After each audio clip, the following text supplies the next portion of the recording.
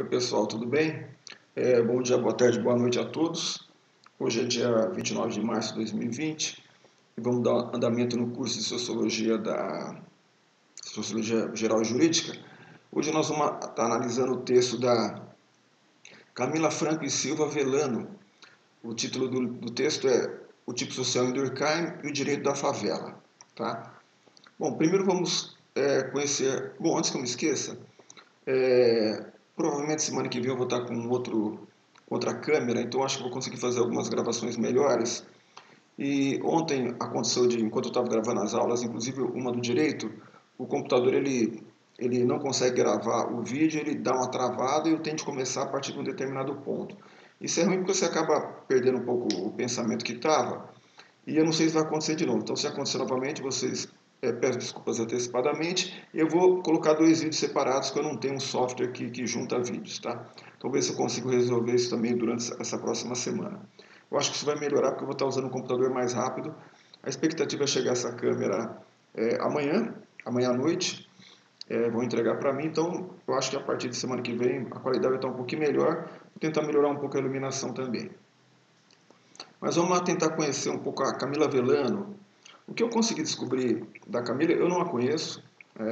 Ela não é um nome comum nas ciências sociais, mas ela é formada em Direito pela UFMG em 2001. Então, se vocês analisarem a data desse artigo aqui, ó, que é a data de 2001, eu imagino que ela publicou isso enquanto era estudante do curso de Direito. Ou seja, ela estava como vocês estão, a diferença é que ela já estava se formando e vocês estão no primeiro ano. Tá?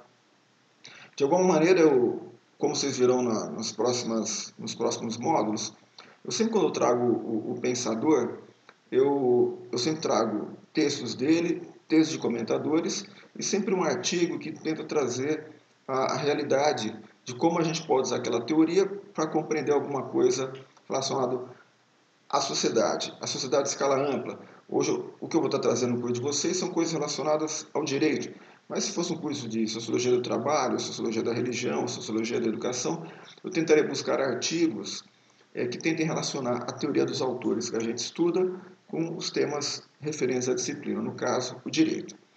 Então, eu gostei bastante do texto dela, já vou explicar por que daqui a pouco, mesmo ela não sendo uma acadêmica, enfim, mas ela trouxe coisas bem interessantes, aí vale a pena a gente, vou estar conversando mais sobre daqui a pouco. Então ela fez em 2003 ela concluiu o mestrado, ela conseguiu na Universidade de Paris 1, na França, ela conseguiu diploma de estudos avançados, tá? Ela é juíza federal substituta do Tribunal Regional Federal da Primeira Região, juíza federal substituta lotada na 4ª Vara da Seção Judiciária de Minas Gerais, especializada em crimes contra o sistema financeiro, lavagem de dinheiro e organização criminosa. Ela é tutora também, professora de curso virtual à distância, com elaboração e correção de questões objetivas, dissertativas e sentenças criminais, com duração de 3 meses, frequência sazonal. Como observação que eu coloquei aqui, eu tentei localizar o currículo Lattes dela, eu achei, mas não achei esse texto citado lá. Então, por algum motivo, ela não colocou esse texto. Mas eu li vários textos antes de escolher esse especificamente. Eu acho que esse faz um bom resumo da teoria do Durkheim e dá na verdade, ele deixa algumas sementes que nós vamos utilizar agora e outras que nós vamos utilizar lá no final do primeiro semestre, o início do segundo semestre, quando nós formos falar sobre pluralismo jurídico. Bom, qual é a base do texto? A base do texto dela é um texto de um sociólogo português chamado Boaventura de Souza Santos. Esse sociólogo é muito famoso, ele é vivo, ele é bem contemporâneo, ele é muito presente no Brasil, ele regularmente nos visita. Quando eu era estudante de graduação, ele veio visitar a universidade que eu trabalhava, que eu estudava. Eu acabei não assistindo a palestra dele, mas eu tenho algumas amigas que estudaram comigo que fizeram ou doutorado de sanduíche, ou alguma outra atividade lá na universidade que ele atua lá em Portugal, a Universidade de Coimbra.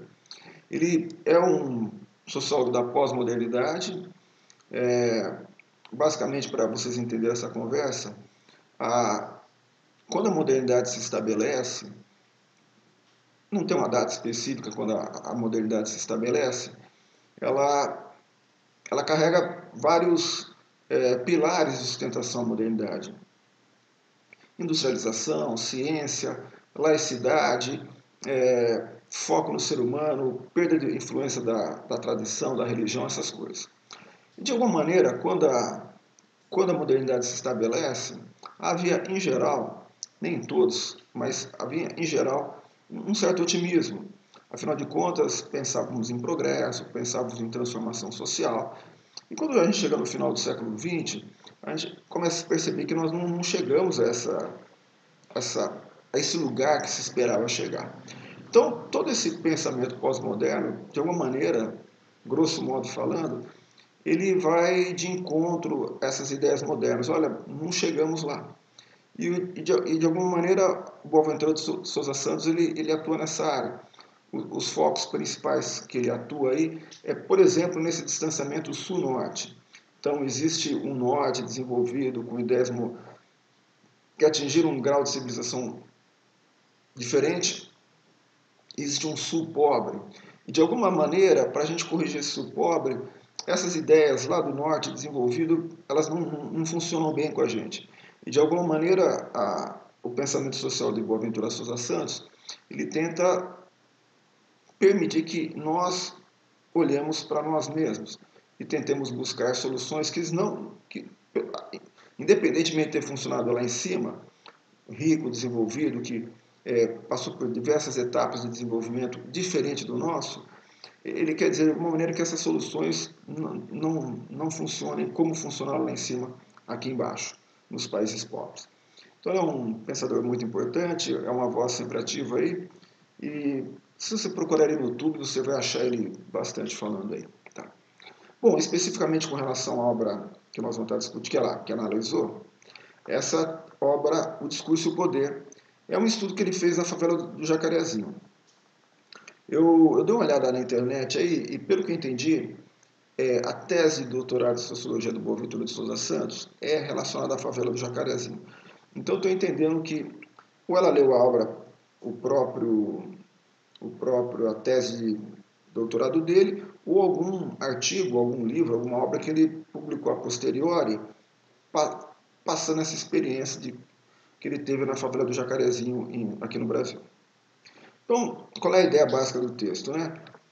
A percepção da possibilidade de haver um sistema de mediação jurídica na favela que atua como um direito paraestatal, ou seja, existe um direito na favela, mas esse direito não está alicerçado na Constituição Federal, nas leis, num sistema jurídico regulado por leis, normas, decretos, etc. E tal. Existe um direito próprio lá. Outra curiosidade que eu acabei pulando, o que eu achei interessante nesse texto dela é que, nesse artigo, né, nesse capítulo de livro, é que o Boaventura Sousa Santos ele é um escritor, um pensador de forte influência marxista. Tá? Talvez ele não se considere ou não aceite esse rótulo, mas pelo menos no começo da carreira, e ainda hoje eu entendo como a maneira como ele escreve ou é marxista ou é um neomarxismo, alguma coisa do tipo assim. E ela utilizou Durkheim para analisar um texto de um autor marxista, ou suavemente marxista, vamos dizer assim. Então sempre tem uma dificuldade de você fazer esse tipo de análise, porque não combina muito, né? Mas de alguma maneira, a maneira como ela escreveu ajuda a gente a compreender um pouco a teoria do Durkheim, que é o interesse dessa nossa aula aqui. Tá? Então, voltando aqui, né? Então, ela percebeu que o processo de mediação na favela, o texto do Boaventura Sousa Santos nos leva a entender que ele funciona de maneira paralela ao que existe nas leis. Tá? E tem a ver com a ideia de pluralismo jurídico, que é o que nós vamos estudar, eu falei lá, mas acho que no começo do segundo semestre. Tá? Dentro dessa ideia de um direito, um sistema jurídico paraestatal, em paralelo, ao lado do direito do Estado, ele vai entender a ideia de que o direito da favela é um direito alternativo. Tá? O termo passárgada que vocês leram aí remete à favela do Jacarezinho. Então é como ele trata a favela do Jacarezinho, como Passárgada, é o termo que ele usa. Ou seja, o direito da favela, ele ocorre e ele funciona independentemente da vontade e das leis que existem reguladas pelo Estado. Ocorre a revelia, ocorre e vai continuar acontecendo. E a questão levantada, né, é uma discussão entre a institucionalização jurídica versus formas de coerção. Uma observação, pelo que eu vi na internet, o doutorado do Boaventura Souza Santos foi em 74. E esse texto da Camila é de 2001. Então tem 25, 26 anos aí de distância de um para o outro. E eu não sei a quanto andava a força do tráfico de drogas em 1974.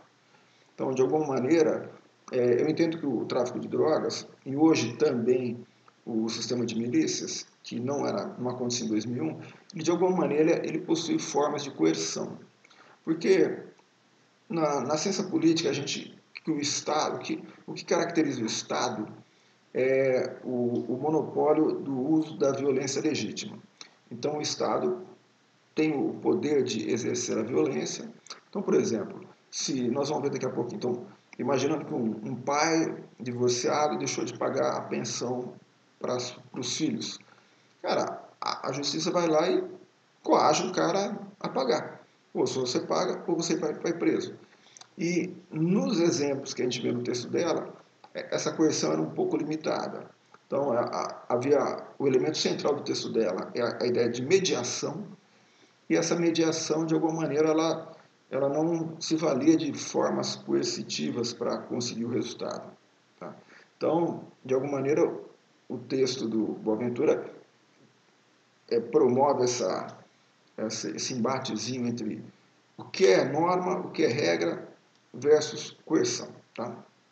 Bom, o método utilizado para compreender o que aconteceu na favela do Jacarezinho, observação, tá?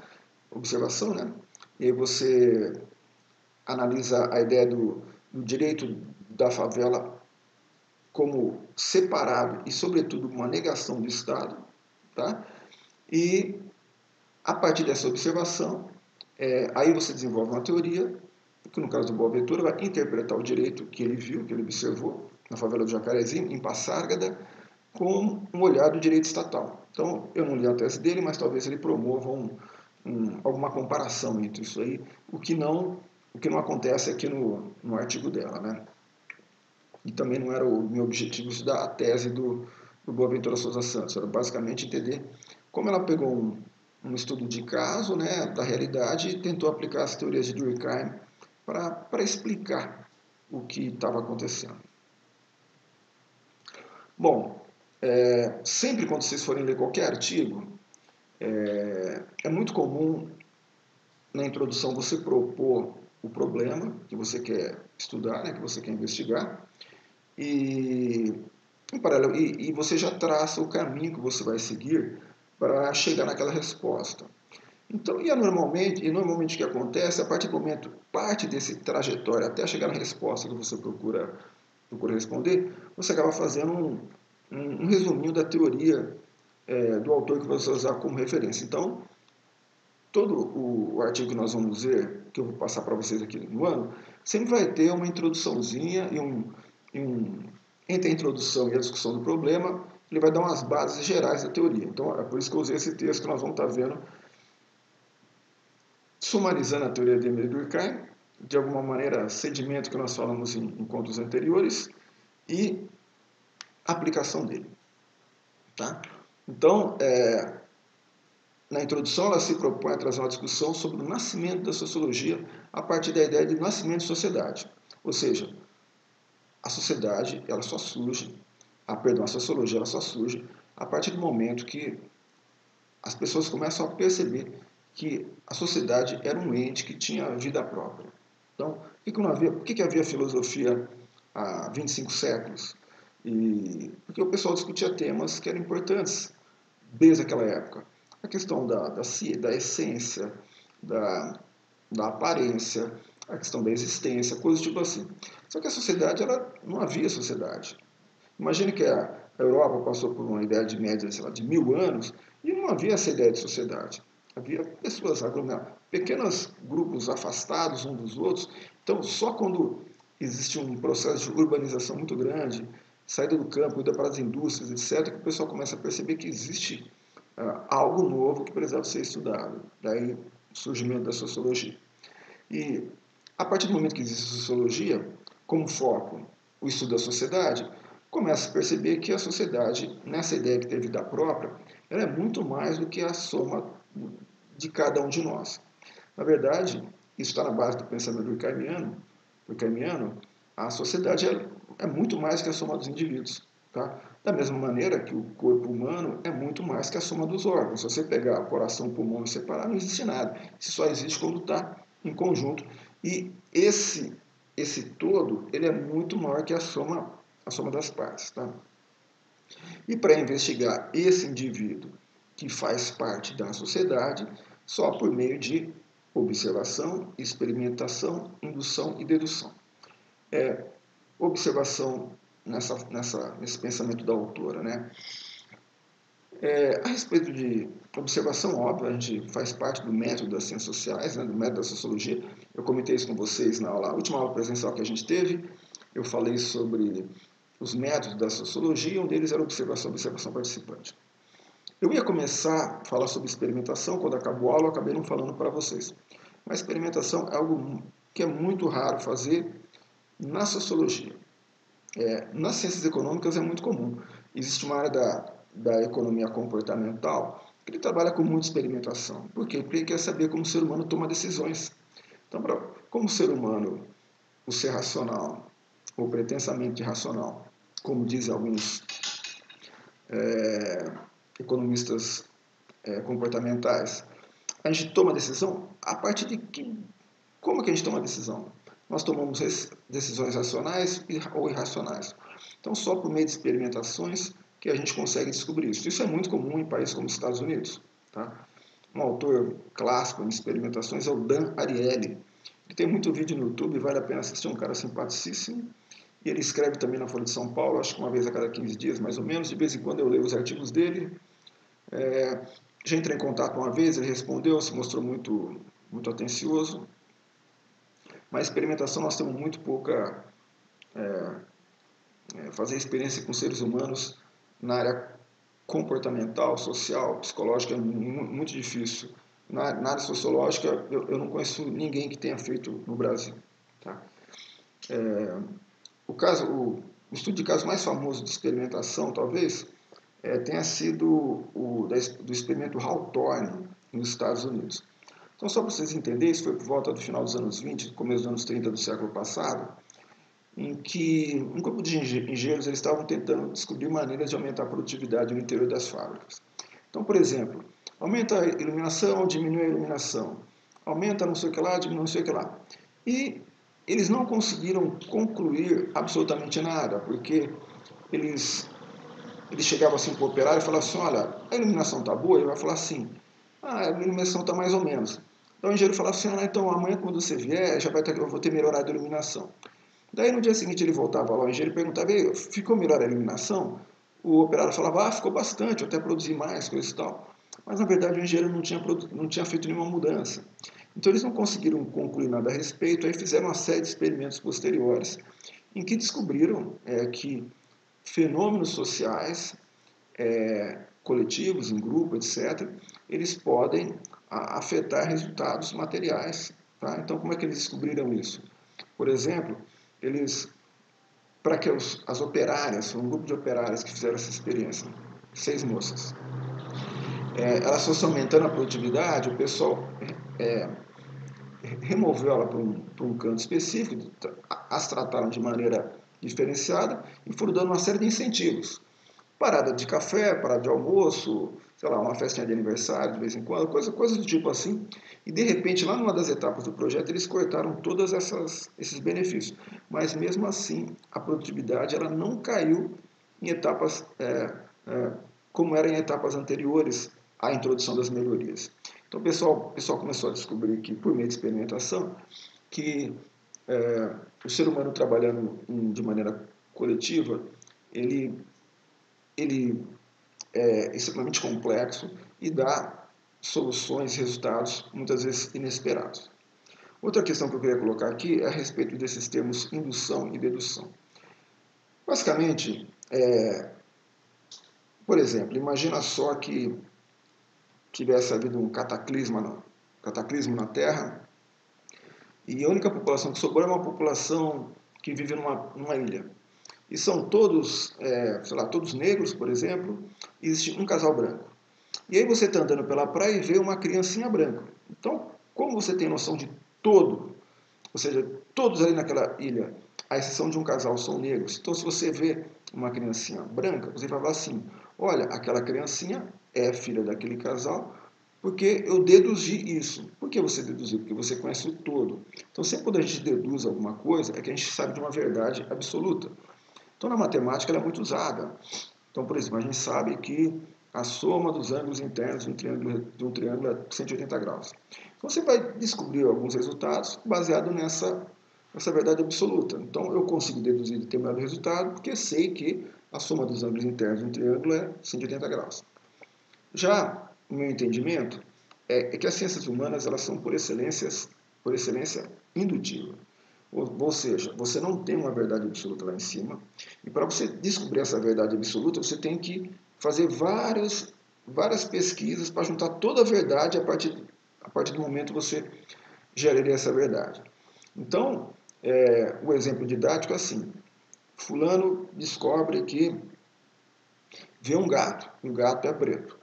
Daí nunca tinha visto um gato. Daí vê o segundo gato, preto. Daí dobra a rua, terceiro gato que ele vê preto. Então ele não pode falar que todos os gatos são pretos. Isso é um processo indutivo, que ele está pegando as partes para tentar o todo. Então ele pode induzir que todos os gatos são pretos.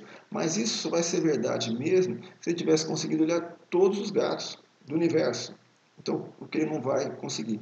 Então, o processo indutivo, ele nunca nos leva a uma verdade absoluta, porque a gente nunca conseguiu estudar de maneira ampla todo o comportamento humano possível. Então, de alguma maneira, quando ela fala que o indivíduo seja conhecido por observação, experimentação, indução e dedução, observação com certeza, experimentação, eu gostaria muito de aprender a fazer experimentação sociais para ver o resultado, mas por dedução certamente eu não conseguiria deduzir nada a respeito do ser humano. Eu iria produzir uma ciência indutiva, em que eu ia conhecer só um pedacinho e ia ter que juntar com um pedacinho de outro colega, de outro colega, de outro colega, e ao final talvez a gente consiga produzir uma ciência total, que certamente não vai acontecer no tocante ao ser humano.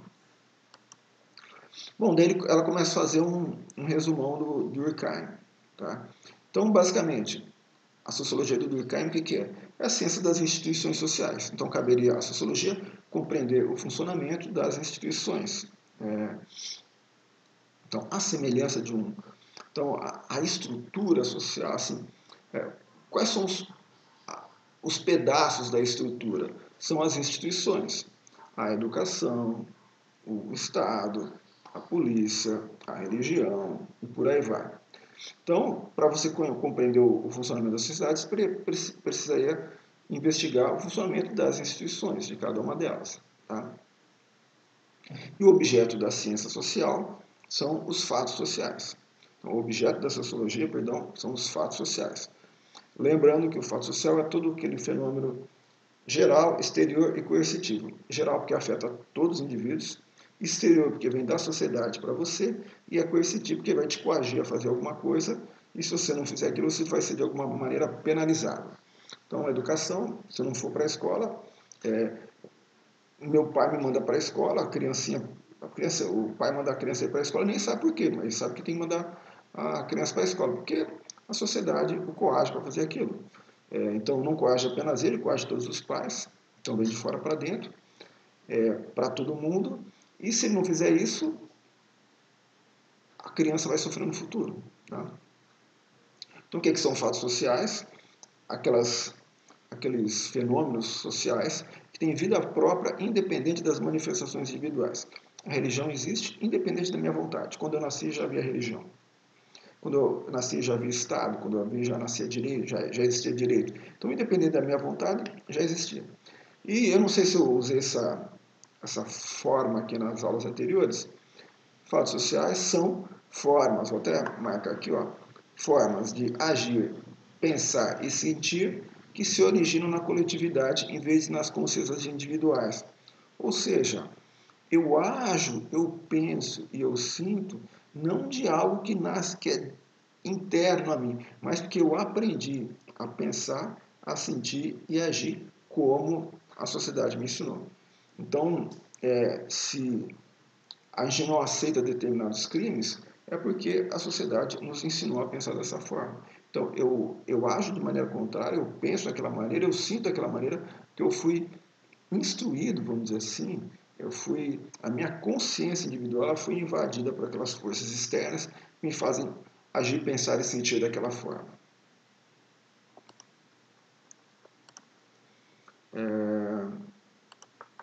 Bom, deixa eu ver se não pulei nada aqui. Durkheim e o conceito de sociedade. O que seria a sociedade para Durkheim? Então, de novo, a ideia de estrutura social. O meu comportamento, ele independe da minha vontade. Eu sei a maneira como eu devo agir, porque é assim que a sociedade espera que eu haja, e eu tenho de fazer assim, porque senão eu vou me sentir muito... eu sou coagido a agir daquela maneira, né? Tá? Então, a ideia de influência coercitiva, né? Então, paira sobre a minha consciência individual um consciente coletivo, tá? Algo que o corpo da sociedade pensa dessa maneira e, de alguma maneira, eu passo a pensar conforme a sociedade. E qual é esse estado de consciência coletiva? São os valores, os símbolos, os valores morais que formam minha personalidade. Então, nossas personalidades, grosso modo, elas são muito parecidas, porque esse é um conjunto de valores que formatam nossa maneira de pensar, sentir e agir e que promove formas de solidariedade. Tá? Olha que interessante as palavras de Durkheim, da autora. Espontâneo e incontestável desejo de participação social como condição fundamental do próprio ser. Ou seja, ela está falando que eu, Giovanni, ou cada um de vocês, nós nos constituímos como ser a partir da nossa participação na sociedade. Existe uma dupla de autores, o Peter Berger e o Thomas Luckmann. O nome do livro dele daqui a pouco eu lembro, A Construção Social da Realidade. Eles falam um negócio bem interessante. Eles falam que o ser humano ele nasce incompleto. O nosso aparelho biológico ele não permite que a gente viva por nós mesmos.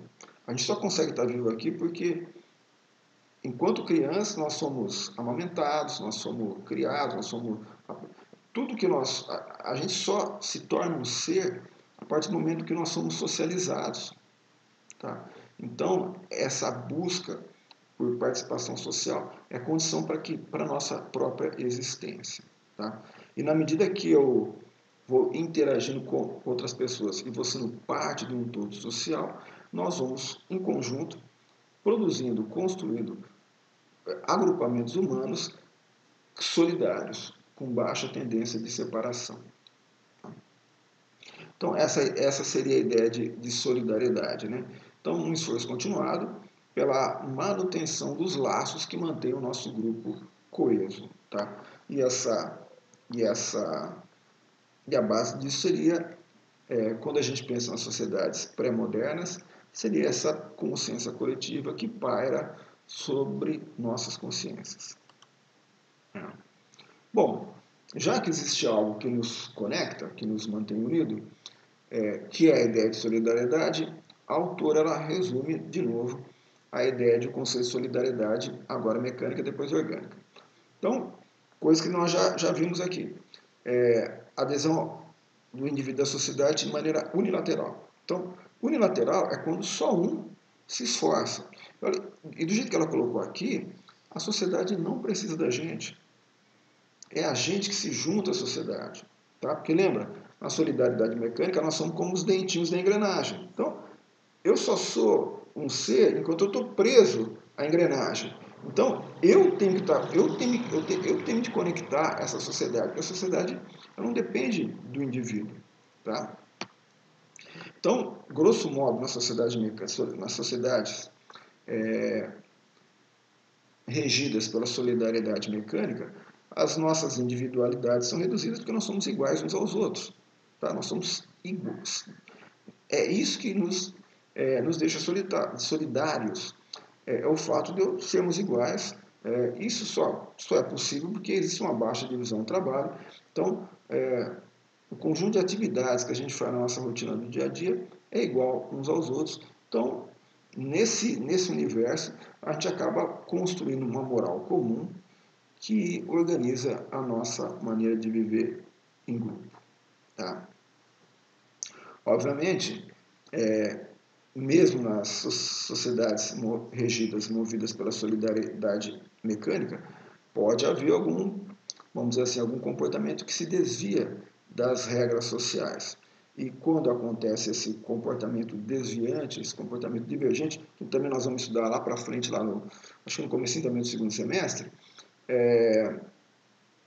o grupo reage contra esse comportamento, pois esse comportamento ele fere as consciências individuais, porque ele, no fundo ele afeta a consciência coletiva, que é quem organiza o nosso pensamento. Tá? E só lembrando que o crime para essa sociedade é quando, sobretudo, quando ofende a consciência comum, a consciência coletiva que todos nós temos. Tá? Então, o exemplo clássico é quando alguma pessoa é presa e vai para o presídio por um crime contra a mulher, contra a criança. São estupradores, pedófilos, quando chegam no presídio, normalmente eles são assassinados, né? Porque o crime que eles cometeram ofende de maneira firme a consciência comum e o crime, nós vamos estar falando daqui a pouquinho sobre isso, e o direito na solidariedade mecânica é um direito repressivo e é agido pela emoção e não pela uma ordem jurídica, pela norma, pelo que está escrito. Tá? Resumindo, o conceito de solidariedade orgânica agora é o que nós já havíamos discutido, ele é o desdobramento do aumento da divisão do trabalho, então cada um de nós na sociedade moderna, cada um de nós se especializa em alguma atividade e a gente só se mantém solidariedade porque existe uma necessidade de complementaridade. A gente só consegue sobreviver se cada um cumprir uma parte do todo, e essa parte do todo que mantém a vida na sociedade, mantém o funcionamento da sociedade. Então, nós somos solidários porque nós somos diferentes. E essa diferença é fundamental. Nós somos não apenas diferentes, nós somos especializados. Cada um se especializa num saber e num saber fazer e contribui para o todo social. E na medida que eu contribuo com a minha parte, você contribui com a sua parte, a gente consegue mutuamente produzir uma coesão social. Tá? A partir do momento que eu me especializo, aquela homogeneidade entre as consciências individuais, que era regida pela consciência coletiva nos períodos das sociedades pré-modernas, sociedades arcaicas, como diz o Durkheim, a individualidade ganha força e, portanto, as ideias deixam de ser homogêneas. A ideia de indivíduo ela só surge na modernidade, pois antes da modernidade todos éramos iguais. Então, olha que situação interessante. Nós estamos migrando de um regime que a individualidade era baixa para um regime que a individualidade é alta, num momento de grande mudança social, tá? Então a gente precisaria de alguma coisa que nos mantivesse solidário. Já que não é mais uma consciência comum, o Durkheim vai enxergar isso na necessidade de cada indivíduo ser importante na coesão do todo. E essa importância está no nível de especialização, ou seja, cada um de nós faz uma coisa diferente e como órgãos do corpo humano, a gente consegue manter o ser vivo, a sociedade viva. Então, tem o coração, o pulmão, o rim, o fígado, cada um de nós é individual, é um um ente individualizado, porém, de maneira colaborativa, a gente faz o corpo humano ou a sociedade funcionar. Né? Então, o comportamento homogêneo não é algo fundamental na sociedade moderna.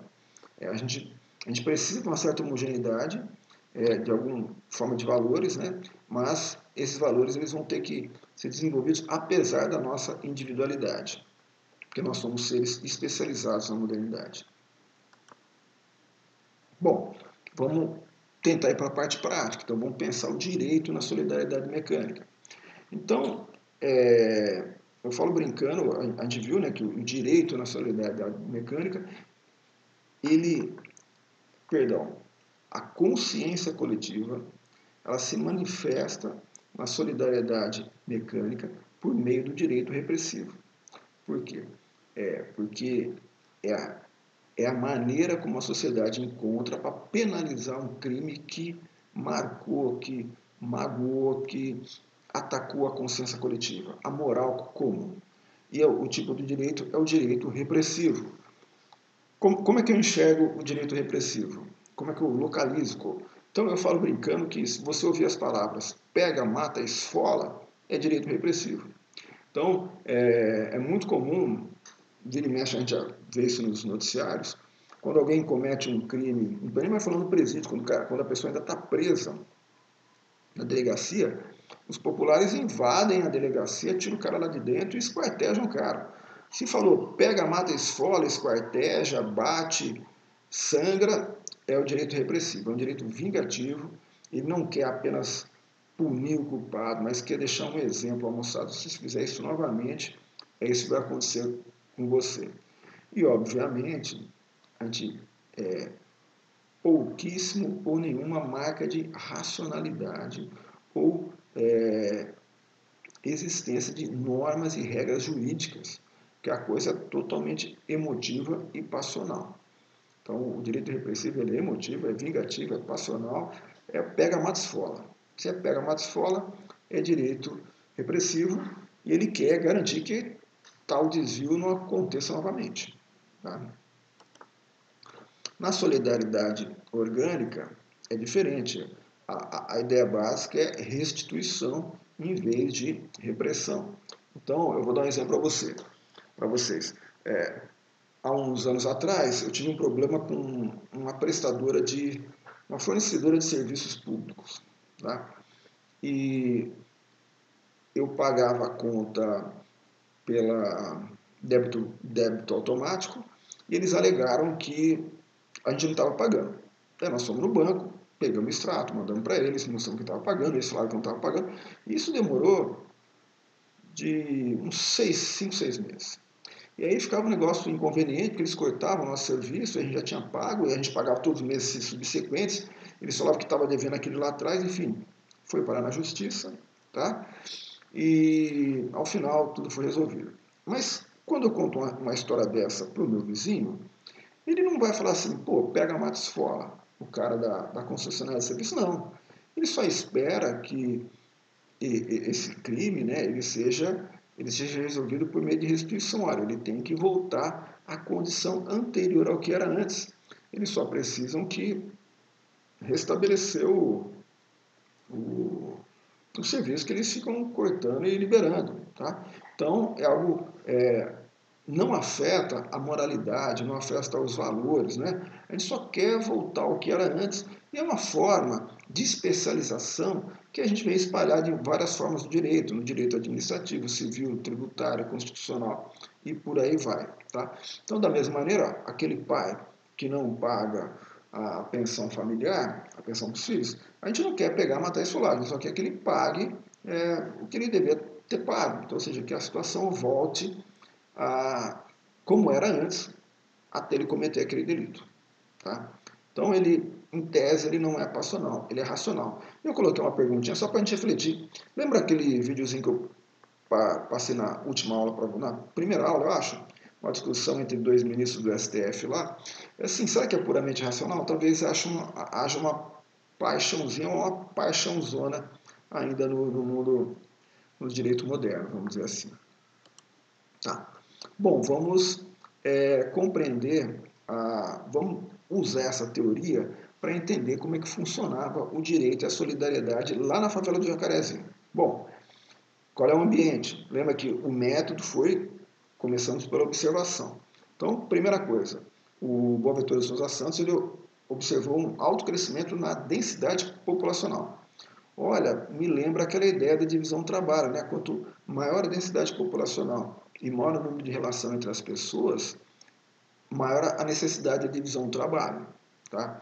Então, o que o autor percebeu? O autor ele percebeu que quanto mais aumentava a população na favela, mais a necessidade de formar associações, organizações de moradores para resolver problemas rotineiros lá. Então, eu vou dar um exemplo para vocês. Onde eu moro numa casa que é num terreno de 300 metros quadrados. Quando eu comprei o terreno, estava lá na escritura lá que era 307 metros quadrados, ou 308. Daí quando eu fui construir minha casa, eu chamei um topógrafo aí, e ele mediu que só tinha 300, ou seja, os meus vizinhos, é a última casa que faltava fazer, os meus vizinhos roubaram 7 metros quadrados. Gente, 7 metros quadrados é um escritório. É maior do que esse espaço que eu estou usando para fazer esse vídeo aqui. Ou seja, imagina um problema desse, 7 metros quadrados, num ambiente onde é hiperpovoado, tá? Com pouco espaço. Isso é um problemaço.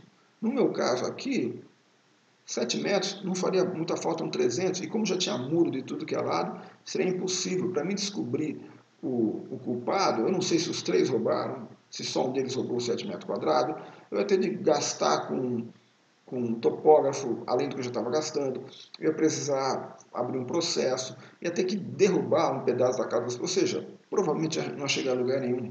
Tá? Mas num ambiente hiperpovoado e pobre, 7 metros quadrados pode ser uma casa, um quarto, um cômodo, enfim, coisas do tipo assim. Então, num ambiente desse, em que o Estado está distante, e existe uma similaridade muito grande entre os habitantes, por exemplo, na busca por melhoria das condições de vida material e um ambiente fácil para sair uma faísca, havia a necessidade de um fórum jurídico para resolução de conflitos entre os moradores. Tá? E, na ausência do Estado, qual que era a solução? A sociedade dá a si mesmo a própria solução. Nada mais durkheimiano, porque lembra que para o Durkheim, os problemas da sociedade só podem ser explicados pela sociedade.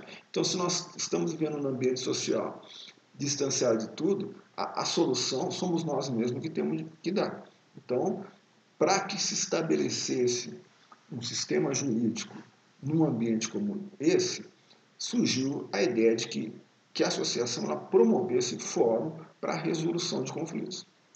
Obviamente, como nós antecipamos no começo, como não havia uma coerção, só restava um papel para o que seria o juiz, seria o de mediador.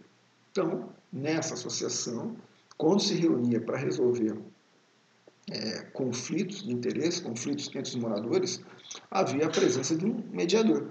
E esse mediador, ele tinha como papel garantir que todos saíssem vencedores. No texto, até coloquei aqui uma observação, né? Bom, esse papel, antes de tudo, normalmente era exercido por alguém que a comunidade via, a sociedade, né, a sociedade local, via como capaz de interagir com os dois lados, de que ao mesmo tempo ele compreendesse o outro, mas tivesse alguma autoridade reconhecida. E normalmente essa função ficava a cargo de um pastor, de um comerciante. Eu não li o texto do Boaventura, mas talvez um professor, pessoas com esse tipo de perfil. Tá? E no texto, né, ela fala que o objetivo será conciliar interesses para que todos saiam vencidos. Eu entendo que foi um erro de digitação lá, eu acho que a palavra é vencedor, ou seja, a função do mediador era não apenas eliminar o conflito, mas conseguir uma solução que satisfizesse todas as partes. E qual era a constituição desse regime jurídico? É o que o autor chama de topoi, tá? Que era o conjunto de regras e costumes e hábitos vigentes no morro. tá? Não é nada que tivesse escrito, mas é algo que estava na consciência das pessoas, as pessoas sabiam quais eram os costumes do morro. E eu falo com autoridade porque eu nasci no morro, eu morei em morro, entendo da questão da densidade populacional, entendo a questão da necessidade, do distanciamento da justiça, enfim. E, de qualquer maneira, esse topói não estava escrito em livro nenhum, mas todo mundo conhecia esse conjunto de regras. Tá? Me lembra muito, né? Me lembra muito as regras vigentes no período feudal, né? Tudo era resolvido pelos costumes do feudo. Então, mais ou menos, tudo era resolvido pelos costumes do morro. Tá? Então, ele visava, sobretudo, retorno à situação de equilíbrio. Então, se há um conflito entre moradores, aí vão ser resolvidos para que voltasse às práticas de boa vizinhança. Tá? E quais eram os instrumentos de trabalho? Estava lá, retórica do senso comum, como provérbios, máximas, referências bíblicas. Então eu fico imaginando que num ambiente desse, o mediador, ele usava dos instrumentos que ele tinha. A retórica dele não era o juridiquês, não era a linguagem nobre do direito, difícil dos juízes, mas era uma linguagem que todo mundo conhecia. E máximas do tipo provérbios populares, em que, como são provérbios, estão na esfera do senso comum, eles são aceitos pela maioria das pessoas. Então, muitas vezes, ele utilizava dessa retórica, a retórica do senso comum, a retórica do uso das frases feitas, do provérbio, enfim, para levar as pessoas a um consenso. Tá? Se a gente lembrou em consenso, a gente lembrou em solidariedade mecânica. Então, já damos uma pista aqui para onde nós vamos caminhar, né? Que tipo de justiça é essa que prevaleceria no Morro do Jacarezinho, tá? Então, qual é o papel da mediação? Tá? Então, na visão do Boaventura de Souza Santos, da mútua cedência, não sei se essa palavra existe, mas a ideia de ambas partes cederem. Tá? Por quê? A expectativa é que, com o término do conflito, os dois lados ganhem. Então, o ganho tinha de ser recíproco. E, portanto, não era simplesmente você dá coisa que eu te dou isso aqui. Não, era uma discussão em que envolvia não apenas os participantes indiretos, mas pessoas de suporte aos agentes principais da disputa, como parentes, amigos, vizinhos, outros vizinhos, etc. E tal. Então, eu fico imaginando se não seria como um grande palco, um grande, teste da paternidade do ratinho, em que existe um grupo, existe um outro grupo, esse grupo não discute apenas os dois envolvidos, mas pessoas de apoio aqui, pessoas de apoio aqui. Então, ficava aquele espaço que todo mundo falava, em que havia uma pessoa no meio, o mediador, que tentava organizar as falas das pessoas. Tá? Então, e sobretudo, esse mediador, ele não era, a especialidade dele não era decidir conflito. Ele não é um juiz tipo Salomão, faça isso ou faça aquilo, não, ao contrário, ele era mediador, ele era aquele cara que era reconhecido. O termo que ela usa no texto é alteridade. Tá? Eu até perguntei, não seria autoridade, já vou explicar porque eu coloquei essa observação aqui. A ideia da alteridade é a ideia de você reconhecer o outro. Tá? É um termo importado aí da antropologia. E a autoridade, nesse caso aqui, ele é a ideia de que você ser reconhecido de maneira legítima naquela atividade que você faz. Eu coloquei que, da maneira como ela coloca aqui, está distanciado do conceito weberiano de profissionalização. Então, nós vamos ver o Weber mais adiante. Então, a regra da modernidade seria a burocracia alicerçada em critérios racionais e jurídicos, racional e legal. Tá? Só que eu já vou deixar espaço aqui para quando nós formos conversarmos a respeito do Weber, algumas aulas adiante aí, uma das formas de você conseguir autoridade, reconhecimento e legitimação por parte dos outros, é por meio do carisma. Então a gente talvez pudesse pensar em reescrever esse texto, não utilizando Durkheim, mas utilizando o Weber, a partir da noção de carisma desse mediador. Um professor, um pequeno comerciante, um pastor, coisa do tipo assim. Tá? E dentro desse sistema jurídico em que havia a presença das partes e o mediador no meio, o Boaventura Souza Santos ele aponta que não havia hierarquia entre mediador e partes. Opa! Aí já é uma grande diferença do direito formal, porque no direito formal, se você falar alguma bobagem para o juiz já te encarcera na hora lá. E aí não, naquele ambiente, tinha que ser uma pessoa extremamente, não sei se é essa palavra, mas extremamente talentosa para dar espaço para as partes falar e para que, em conjunto, de maneira social, chegasse a um requisito, a um veredito. E como é social, solução social, é Durkheim. Conclusão do Boaventura Souza Santos a respeito do processo de mediação. Então, baixo grau de institucionalização. Institucionalização diz respeito ao conjunto escrito de normas, de regras daquele processo jurídico do morro, como, por exemplo, a ausência de instrumentos de coerção, tá? Resultava num espaço jurídico em que a ferramenta fundamental era a retórica. Não aquela retórica clássica do direito, mas aquela retórica dos provérbios, dos ditos populares, do uso da palavra como ferramenta de convencimento das pessoas. Tá? A autora, ela aponta aqui,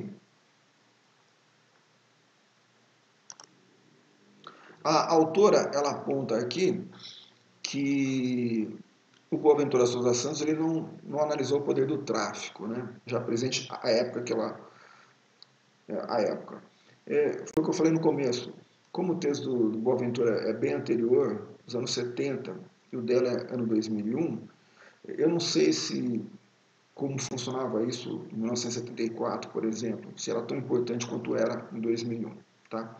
Mas o que ela quis falar é que, na ausência de poderes coercitivos, como do direito regular, direito normativo, direito da justiça, da Constituição, etc. e tal, o Boaventura falando, né, quanto menos regulamentado, mais espaço para retórica e, portanto, mais espaço para ação democrática das pessoas falando umas e as outras. Tá? Então, retomando, deu uma travadinha aqui no sistema, acho que agora vai. Resumindo, o baixo nível de institucionalização, ou seja, a ausência de regras escritas, instrumentos de coerção, etc., típicas do direito normal, do direito formal, criavam amplo espaço retórico para que as pessoas pudessem se expressar. Eu faria um parênteses assim, à semelhança do que era a democracia na Grécia Antiga, em que os cidadãos iriam para a praça pública defender por meio da palavra os seus direitos, suas teses. Tá? Bom, finalizando, exato, a autora ela promove um quadro comparativo entre as ideias de Durkheim e Boaventura Souza Santos. Tá? E a gente vai conseguir entender. Bom, fica bem claro que esse direito da favela aí, o direito da favela do Jacarezinho, ele era bem regido pela solidariedade mecânica. Mas antes disso, só tentando botar ordem aqui, o Boaventura Souza Santos, ele conclui que a divisão do trabalho diminui a democracia do direito, pois na baixa divisão do trabalho, não dá para ver aqui, que eu estou escondendo, ele diz que o direito ele é mais retórico, era o que acontecia lá. Lá na favela do Jacarezinho, alta democracia, baixa institucionalização do direito, então muito espaço para as pessoas, por meio da retórica, defenderem suas teses, defenderem suas causas. Tá? Agora tenta sumarizar Durkheim. Então, enxergando Durkheim e direito, a divisão do trabalho, DT, contribui para a democracia do direito, pois racionaliza o espaço teórico. Olha que interessante, ela está se opondo à tese de Boaventura Souza Santos. Boaventura Souza Santos está dizendo que a divisão do trabalho diminui a democracia, pois quando é baixa a divisão do trabalho, mais você pode expressar. Ele está falando o contrário, que a divisão do trabalho contribui para a democracia, pois racionaliza o espaço retórico. Eu coloquei a palavra racionaliza em vermelho porque não é um termo durkheimiano. Durkheimiano não usa esse termo. A ideia de racionalização é mais weberiana. Então, eu diria que, eu se fosse autor, eu teria substituído essa palavra aqui, racionaliza, por especializa o espaço retórico. Pois no direito da alta divisão do trabalho, da nossa sociedade moderna, sociedade contemporânea, ele é um espaço de especialistas, onde cada um vai, por meio das suas técnicas, em que a retórica é uma das técnicas, vai defender as suas causas, seus clientes. Tá? Ela aponta que o direito ele se torna mais racional e menos vingativo quanto maior o nível de consciência individual, ou seja, a solidariedade orgânica. De novo, eu pintei a palavra racional, então o direito ele seria mais especializado, mais normativo, mais alicerçado em normas e leis, quanto maior o nível da consciência individual. Na verdade, inverteria. O direito seria mais especializado, quanto maior a divisão do trabalho, típico da solidariedade, típico das sociedades regidas pela solidariedade orgânica, em que as individualidades ganham importância. Tá? Então, grosso modo, ela está falando que a solidariedade orgânica ela é mais racional, mas vamos entender que ela é mais especializada. Tá? Ela é mais especializada porque cada cidadão, cada indivíduo, ele é especializado, porque ele cumpre sua parte, a função do indivíduo na sua solidariedade orgânica é fazer parte de um todo, contribui com a parte que ele faz para fazer todo o organismo, a sociedade, funcionar. Ela diz aqui que Passárgada é a favela do Jacarezinho, seria orientada pela solidariedade mecânica, cuja razão disso, cuja causa seria similitude geográfica, ou seja, todo mundo morava no mesmo lugar, os mesmos tipos de habitação, aqui não é habitas, é habitação, carências, complexidade nas ilegalidades habitacionais. Então, traduzindo para hoje, então, por exemplo, se eu tenho Sky Gato, meu vizinho também tem, então nós seríamos cúmplices nas nossas ilegalidades, vamos dizer assim. Então, isso havia um nível de consciência coletiva que não se tornaria iguais. Tá? E ela fala que o direito de Passárgada confirmaria essa estrutura de solidariedade mecânica. Por quê? Porque ele tinha baixa especialização, não havia o juiz, o advogado, não. Eram todos iguais, não havia hierarquia do lado A, do lado B e do mediador. Então não havia especialização, então típico da solidariedade mecânica. E o espaço retórico do direito era igual para todo mundo, porque todo mundo era igual. As mesmas máximas usavam o mediador, mas também usavam os lados que estavam disputando a causa. A associação era legítima para os moradores, porque eram todos iguais. Era como cada um fosse dente da engrenagemzinha da solidariedade mecânica. E aí, eles, basicamente, o espírito que a autora entende é que a punição ali é, basicamente, para dar um exemplo, e de alguma maneira limitar que aquela forma de comportamento se repetisse. Mas, pelo que eu entendi do texto, as soluções eram mais ou menos, era bem, a palavra não é negociada, era solução de consenso, né? Então, era algo que ficava bom para as duas partes, né? Para ambas as partes, tá? Por fim, tentando promover um diálogozinho entre o ponto de vista do Boaventura Souza Santos e da nossa autora, tá? Eu entendo que o direito do trabalho, a divisão do trabalho, perdão, de ter divisão do trabalho, ele diminui a democracia no direito porque ele impede a participação das pessoas comuns, tá? Porque você precisa de um especialista para responder por você. Você não pode chegar na frente do juiz e falar você. Eu, talvez, uma maneira diferente de você escrever, ou de pensar, seria que, na verdade,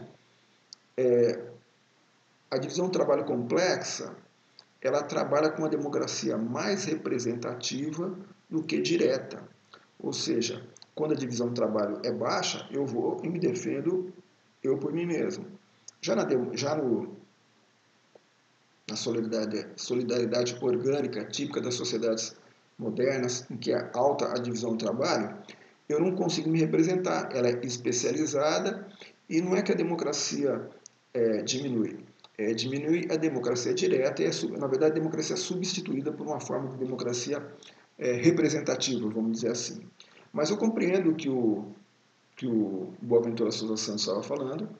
O que ele estava falando é o seguinte, era que naquela comunidade, cada um tinha oportunidade de colocar a sua voz. E é isso ele chamou de democracia e, de alguma forma, a democracia do sistema jurídico e, de alguma maneira, limitava a ação das pessoas comuns. Então, essa é uma conclusão que eu tiro dessa posição do Boaventura Souza Santos. Tá? Para a autora, a divisão do trabalho contribui para a democracia, pois racionaliza, pois especializa. Eu atuaria da mesma forma. Ela altera a democracia. Ela deixa de ser uma democracia participativa para ser uma democracia representativa, em que quem vai representar são especialistas em retórica e não a pessoa comum que vai usar a sua retórica dos provérbios, das máximas, coisas do tipo assim. Tá? Então, essa ideia, dá para a gente ter várias outros insights a partir desse texto, né? Dá para a gente pensar em outros autores. Olha, ela pegou um autor que escreveu a partir do olhar marxista e foi para utilizar Durkheim. Eu já vi uma possibilidade de usar Weber aqui. Então, isso volta àquela questão inicial da indução, né? A mesma cena a gente consegue ver a partir de diferentes olhares, diferentes possibilidades, tá? Mas, de alguma maneira, eu espero que esse texto tenha sido importante para a gente sedimentar os conceitos básicos de Durkheim e ver como é que ele pode ser usado na prática no direito, tá bom? Tenham todos uma boa semana e nos vemos no nosso encontro semanal aí, tá bom? Grande abraço, até mais.